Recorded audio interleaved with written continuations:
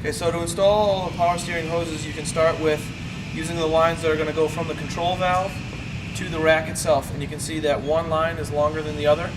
The longer line is going to go to the passenger side. The shorter line will go to the driver's side. And you can see here, if you come over and look at the rack, there's two ports, one on each side of the steering rack. What you'll do is you just remove the cap. Make sure these fittings are tight before you install the hoses. Then you can take one of the hoses, again we'll use the shorter one on the driver's side. You'll thread that onto the fitting, and then it will come across this tube here, and eventually we'll end up tying these down to the tube here to keep them out of the way of the control arm and the shock and any other thing that could potentially pinch the hose. The driver's side will come up through the rack, up across the V of the chassis here. It will come meet next to this line here, and then the important thing to note is, and we've left the control valve loose so that we could see it, so we could rotate it around. You'll see that there's a R and an L stamped in the control valve. What we've done is we've mounted this control valve backwards.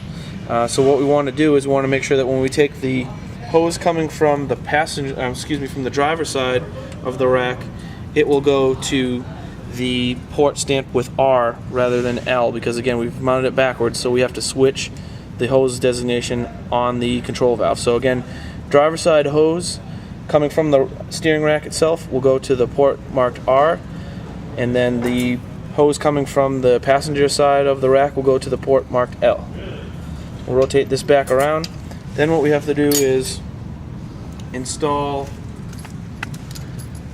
the hoses going from the control valve to the pump itself. And again, if you come over and look at the control valve, you'll see there's a port stamped with a P.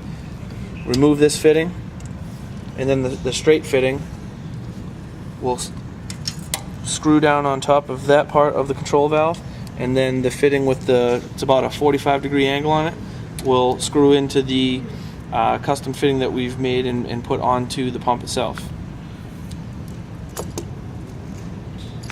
After that, we can then take this hose here with the straight fitting and then a 90-degree fitting on the end.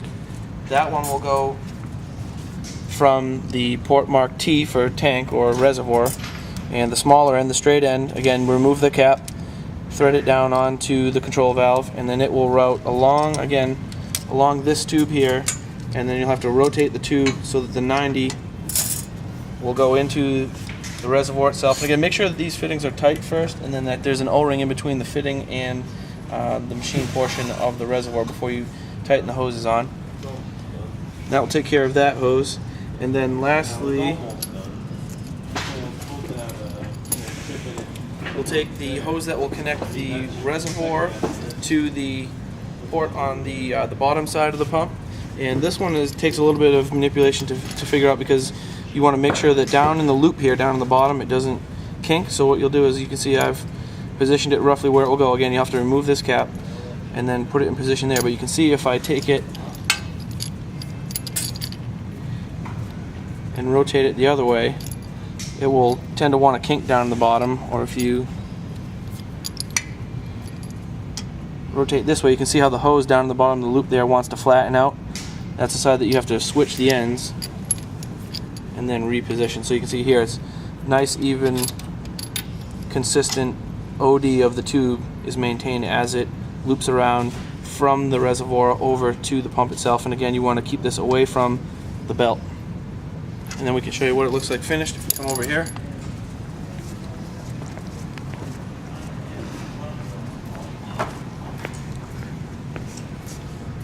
So you can see it ends up looking kind of jumbled here because of the way that the hoses need to route. So you've got your two hoses coming from the steering rack down to the back portion of the control valve, located into the R and L stamp spots.